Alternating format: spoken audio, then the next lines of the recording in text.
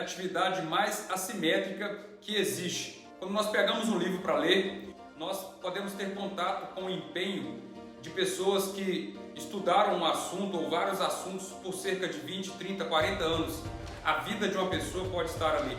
E com um custo muito baixo e com alguns dias de leitura, você consegue ter disponível para você, na sua mente, nos seus registros, nos seus fichamentos, a história ou o conhecimento de uma pessoa ou de um grupo de pessoas que você talvez não conseguiria ter, não conseguiria acumular durante toda a sua vida. Agora, você já pensou se você pudesse sofisticar o ato de ler?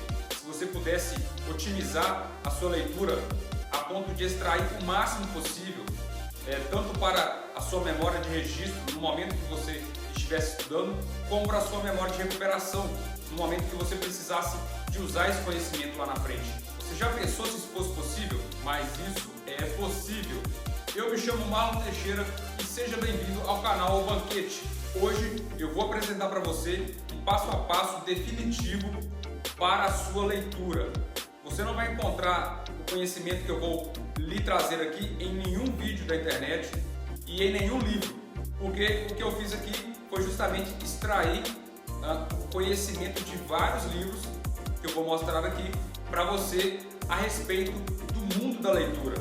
Então, por isso mesmo, deixe já o seu like, inscreva-se no canal e aperte o sininho para você receber em primeira mão todos os vídeos que eu publicar aqui. E bem, aqui estão alguns dos livros nos quais eu me baseei para trazer esse conhecimento consolidado aqui para vocês. O principal deles é o Como Ler Livros, do Mortimer Adler. Também temos aqui o Como Aprender e Como Estudar, do Emílio Mirai Lopes, e outros como o Desdacalho, A Arte de Ler, do Hugo de São Vitor, Como Aprendemos, que é um livro mais moderno e mais científico a respeito do assunto, e também a Organização do Trabalho Intelectual, sobre o modo de aprender e como cultivar uma vida de leitura, do C.S. Lewis.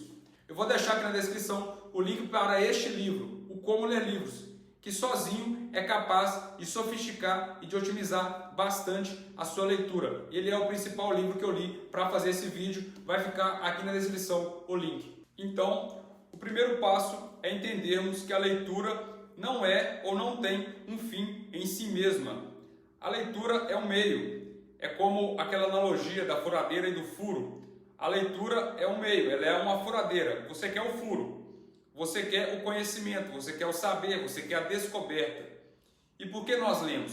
Nós lemos porque os nossos recursos são escassos. O nosso tempo é escasso, o nosso tempo de vida, a nossa energia vital é escassa, o nosso dinheiro é escasso. Então, como não é possível nós descobrirmos sozinhos todos os assuntos que nos atraem, é necessário que nós contemos com a contribuição de livros e de autores diversos.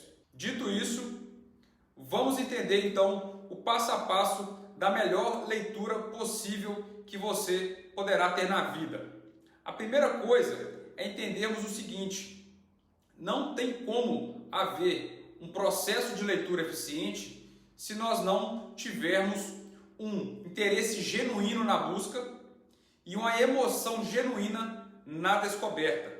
Ou seja, se você está buscando esse conhecimento, esse saber em algum livro, mas o interesse por trás disso não é genuíno, não brotou de dentro de você, provavelmente essa leitura não será a melhor possível. Ela pode trazer contribuições, pode adicionar ao seu repertório de saberes, mas ela jamais será a melhor possível. E também, quando nós encontramos essas chaves, essas luzes, esses conhecimentos que nós estamos buscando, nós precisamos de ter uma emoção, nós precisamos de adicionar um aspecto emocional a essa descoberta. E isso faz toda a diferença na hora em que nós vamos memorizar aquilo. Assim sendo, é necessário que você selecione um contexto ideal para a leitura. Obviamente, há momentos na vida em que você não vai ler nesse ambiente ideal, numa fila de banco ou na espera de algum atendimento. Você pode estar ali com algum livro, com excesso de ruídos, e às vezes é melhor você ler, extrair 10, 20, 30% daquele conteúdo do que você não ler nada. Eu não estou falando desses momentos, eu estou falando dos momentos em que você pode aplicar o melhor possível para o seu contexto de leitura. Então, você precisa escolher um ambiente que esteja mais exposto à luz natural, prefira a luz natural à luz artificial, escolha roupas confortáveis, escolha também um ambiente cuja temperatura seja agradável, não esteja nem muito frio nem muito quente, escolha um momento que esteja um pouco longe das refeições, porque é de conhecimento de todos esses escritores que eu mostrei aqui que o processo digestivo ele parece ser um antagonista do processo intelectual. Então, se você está com o estômago cheio, está fazendo digestão, muito provavelmente você não vai conseguir fazer outras atividades que demandam tanta energia fisiológica assim. Então, o processo mental de leitura, ele precisa estar um pouco longe das refeições, ou um pouco antes, ou, se for depois, bastante depois. E por último, eu sugiro que você sempre escolha ler um suporte que reflita luz, como o papel, do que um suporte de conteúdo que emita luz, como os tablets, os celulares, os computadores. Eu aprendi nesse livrinho aqui, do Pierluigi Piazzi, com Inteligência e Concursos, que quando você ler um suporte que reflete luz, você tem 30% a mais de fixação daquele conteúdo. Então, sempre escolha o papel em vez da tela. No livro A Vida Intelectual, do Aronian Sertilhan, nós temos uma lista de tipos de leitura, que são as leituras fundamentais, as ocasionais, as de treinamento e as relaxantes. Eu não vou entrar aqui no mérito de cada uma delas, mas as fundamentais, as leituras fundamentais, que inclusive a leitura do livro A Vida Intelectual é uma leitura fundamental, são as leituras para a nossa formação, ou o que ele chama de para ser alguém na vida. Então, eu vou me concentrar nesse vídeo nesse tipo de leitura, nas leituras fundamentais. Eu citei bastante este livro num vídeo que eu fiz, cujo card eu vou deixar aqui em cima, que são as 12 regras da vida intelectual. Após esse vídeo, eu recomendo que você assista-o também, para que você tenha a completude do assunto que nós estamos tratando aqui, que é a autoeducação e introdução a uma vida de estudos. Bem, considerando as leituras fundamentais de que o Sertilhan fala, nós vamos considerar agora os níveis de leitura de que o Mortimer Adler fala no seu livro Como Ler Livros. E o Mortimer Adler nos fala de 4 níveis de leitura. O primeiro deles é o elementar. O nível elementar é o nível de quem está simplesmente alfabetizado. Depois desse nível, nós temos o nível inspecional, que é uma leitura feita através das extremidades do livro, da periferia do livro. Do que eu estou falando? Da capa, da contracapa, da folha de rosto, do sumário, do prefácio ou do prólogo e também do índice remissivo. Então, depois que a pessoa está alfabetizada e vai ler o livro, a primeira coisa que ela precisa de fazer é fazer essa leitura inspecional. O terceiro nível é a leitura analítica. E do que se trata a leitura analítica? A leitura analítica é a leitura propriamente dita, ou seja, é a melhor leitura possível que uma pessoa alfabetizada e que já fez a leitura inspecional pode realizar com aquele livro. E por último, nós temos a leitura sintópica, que é uma leitura mais avançada e ela consiste em fazer comparações, em aglutinar vários livros do mesmo assunto e fazer comparações para que a pessoa consiga consolidar aquele tema no seu repertório de ideias. Então, chegou a hora de você fazer a leitura analítica, a leitura propriamente dita do livro. Você já preencheu os outros requisitos dos quais nós falamos aqui, você está no local confortável, está tudo de acordo para a sua leitura e você abre o livro.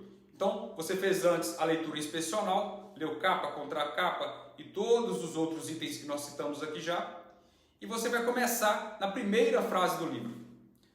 Vamos supor que esse livro aqui seja um livro de gramática da língua portuguesa. Não é, né? Esse livro aqui é a biografia de Leonardo da Vinci. Mas vamos supor que você esteja lá na 5ª série e esteja lendo um livro de gramática da língua portuguesa. E lá esteja dito que toda proparoxítona é acentuada. Como eu vou fazer essa leitura analítica? E agora eu digo para você, a leitura analítica consiste em penetrar, abstrair e fixar. Do que se trata? Penetrar seria o seguinte: você vai olhar para cada palavra do texto e conforme você vai tendo uma vida de leitura mais avançada, isso se torna mais rápido. Então eu vou pegar a palavra toda, por exemplo. Toda quer dizer que não há exceção. Obviamente poderia vir depois de uma vírgula após essa frase o termo exceto as seguintes palavras. Mas não tem esse exceto. O todo aqui é absoluto. Então quer dizer que toda proparoxítona. O que é proparoxítona? Se eu não sei, eu preciso de um dicionário. Se eu já sei, então eu estou ciente de que é toda palavra cuja antepenúltima sílaba é a sílaba tônica da palavra. Ponto. Então, toda palavra cuja antepenúltima sílaba é a tônica é acentuada. O que é ser acentuada? Recebe o acento agudo ou acento circunflexo. Ponto. Eu penetrei naquela sentença. Essa é a leitura analítica, o início dela. Depois, eu preciso fazer uma abstração, ou seja, eu não posso me manter somente ali na teoria, eu preciso ir além. Então, eu vou começar a tirar aquela sentença do papel e trazer para a minha vida real. Então, por exemplo, eu estou pisando num chão de cerâmica. Então, a palavra cerâmica me parece ser uma palavra proparoxítona. Então, ela é acentuada com acento circunflexo e ela atende a sentença. E aí eu tento buscar mais exemplos. Por exemplo, olho para a parede, parede não é uma proparoxítona. Olho para a cortina, cortina não é proparoxítona. Ah, mas a palavra básico, a palavra ângulo, abóbora, são todas proparoxítonas e todas são acentuadas. Então ali eu faço uma abstração. E depois que eu fiz a abstração, eu devo fazer a fixação. A fixação, que aqui nós podemos tratar como fixação imediata, porque existe a fixação imediata, da qual eu já vou falar. A fixação imediata é uma parte um pouco chatinha desse processo, porque você há de convir comigo que todos os livros que não são livros didáticos, que não são livros escolares, deveriam vir com o mesmo instrumento que tem no final de cada sessão dos livros escolares, que são aqueles exercícios de fixação, que são aquelas questões objetivas. Se fosse assim, o nosso aprendizado seria muito melhor. Ou se outra pessoa pudesse estabelecer, confeccionar para nós exercícios objetivos após cada capítulo de livros que nós lêssemos, seria perfeito. Mas como isso não é possível, ou isso não é muito viável, nós ficamos à mercê de outras ações para fixar imediatamente o conteúdo na nossa mente. Então, o que é possível se fazer? Você pode voltar no capítulo que você acabou de ler e reler as marcações que você fez, reler os trechos que você marcou com uma certa dimensão de relevância. Ou seja, você pode ler em voz alta, por exemplo. Você pode aplicar a autoaula, ou seja, você vai dar aula para si mesmo se você não tiver pessoas como o seu público. Então, você pode pegar aquele capítulo que tem 20, 30 páginas, pegar ali os trechos que você sinalizou como de grande importância e você vai relê-los de uma forma diferente da qual você fez na primeira leitura. Essa é a nossa fixação imediata. Mas nem toda leitura exigirá de você uma fixação. Eu dei o exemplo positivo de uma leitura analítica lá com a questão das proparoxítonas.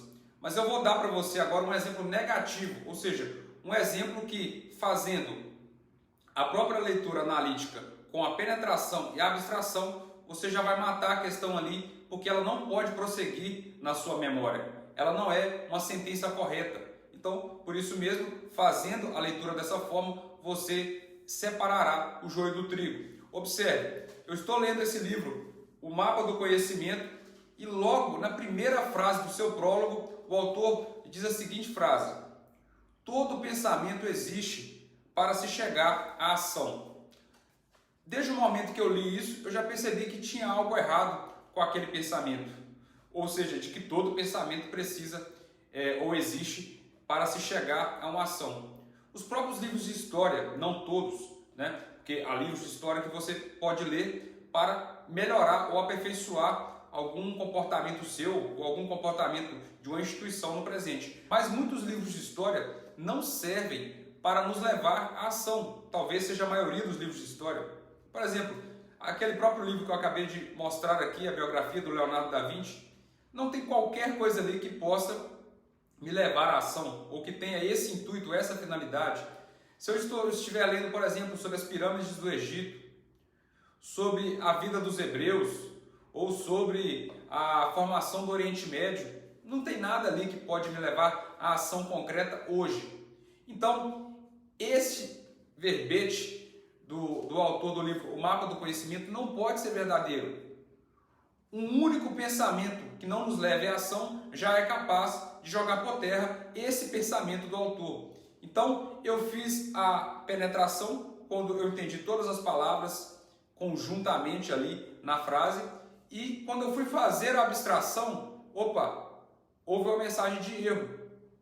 A abstração não me permitiu trazer essa frase para o mundo real, verificar e trazê-la de novo para o livro como uma informação verdadeira. Então, está morta ali a leitura nesse sentido de não evoluir para a nossa fixação. Algo muito importante que precisa ser dito é o seguinte: você precisa necessariamente marcar os livros, puxar setas, colocar marcações de importâncias variadas, como 1, 2 ou 3 estrelas, marca-texto, grifar, chaves.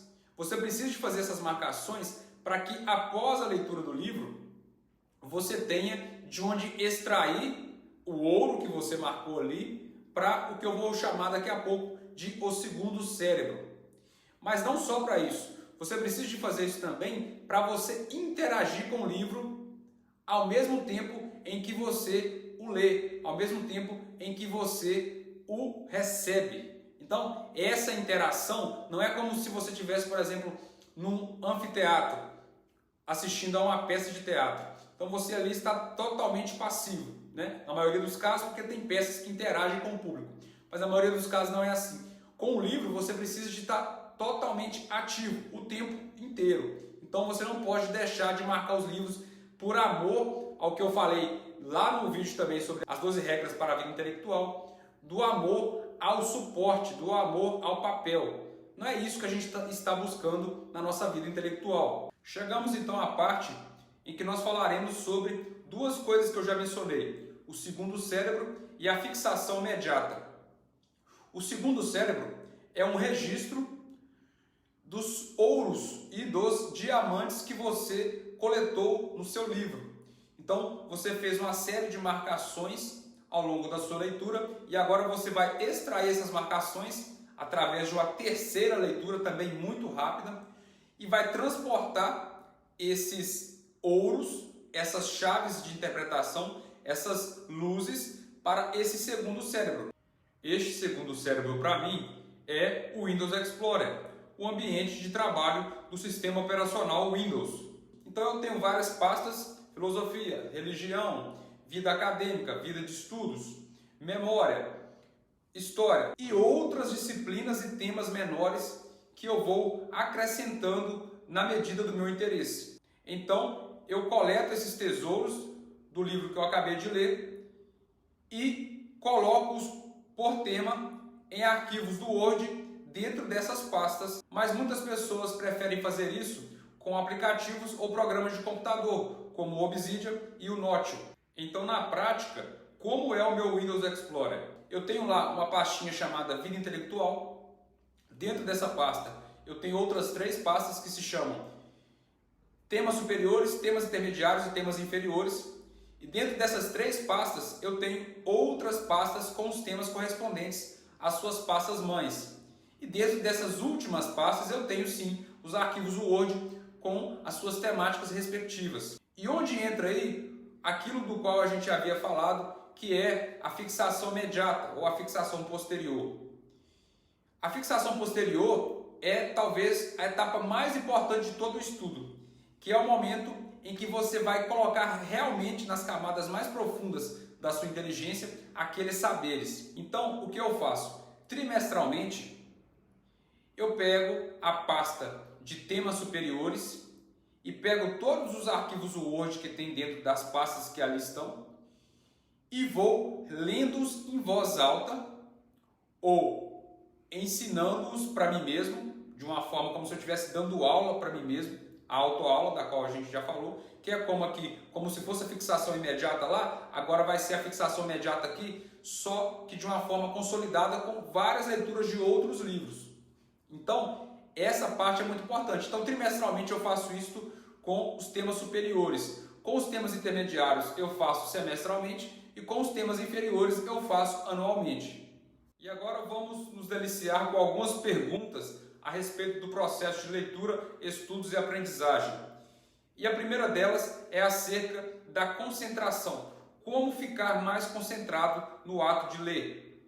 Bem, não é novidade para ninguém que a concentração humana está cada vez mais escassa no mundo moderno. E isso se deve, obviamente, aos gatilhos de dispersão que nos circundam. Uma ferramenta muito interessante para os iniciantes no mundo da leitura é a técnica Pomodoro. A técnica Pomodoro consiste em estabelecer sessões curtas de estudo, de 25 minutos, com intervalos de 5 a 10 minutos entre uma sessão e outra.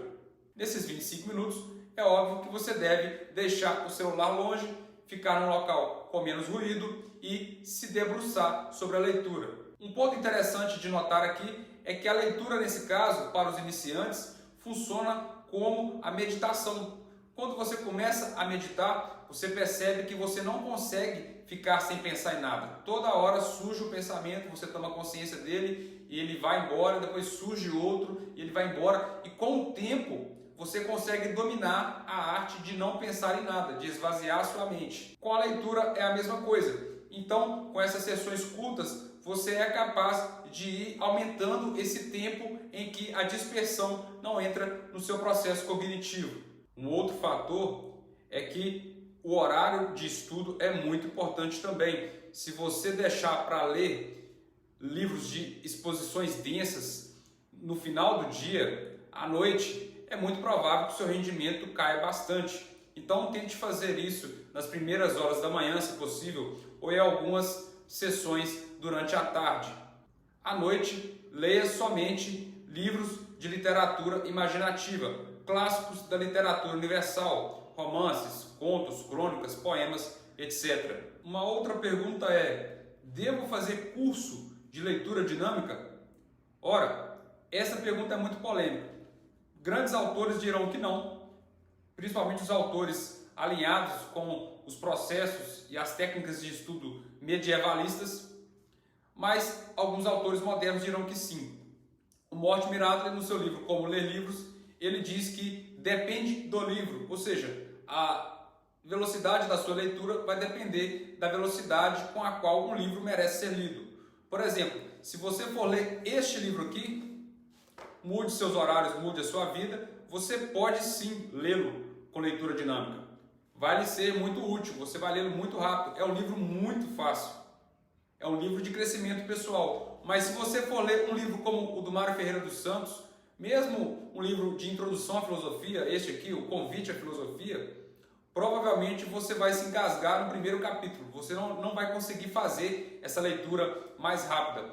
Mas é verdade sim que nós precisamos treinar os nossos olhos para que ele, juntamente com a nossa mente, entre em sincronia no processo de leitura. E é isso o que os bons cursos de leitura dinâmica nos ensinam. Isso não é nada anticientífico, a leitura dinâmica é realmente necessária, mas ela é necessária para os livros que são do seu feitio, ou seja, dos livros cujo tipo são alinhados com uma leitura mais rápida. Uma terceira pergunta é: o quanto ler por dia? Ou o quanto é o máximo de leitura eficaz por dia? Olha, todos os livros que eu li sobre autoeducação e sobre leitura, os autores são mais ou menos convergentes a respeito do tempo médio eficaz por dia de leitura, que são 3 horas, né? Um pouquinho mais ou um pouquinho menos. O que passar disso aí, para eles não será bem assimilado, a não ser em casos muito específicos de gênios, de grandes titãs da erudição, que vão conseguir trabalhar muito mais com descansos menores. Então esse foi o nosso vídeo sobre como ler, como estudar e como aprender. Deixa aqui nos comentários se você já leu qualquer um desses livros que eu mencionei aqui. E eu espero você na próxima. Não se esqueça de se inscrever no canal, de tocar no sininho e de curtir esse vídeo. Até mais!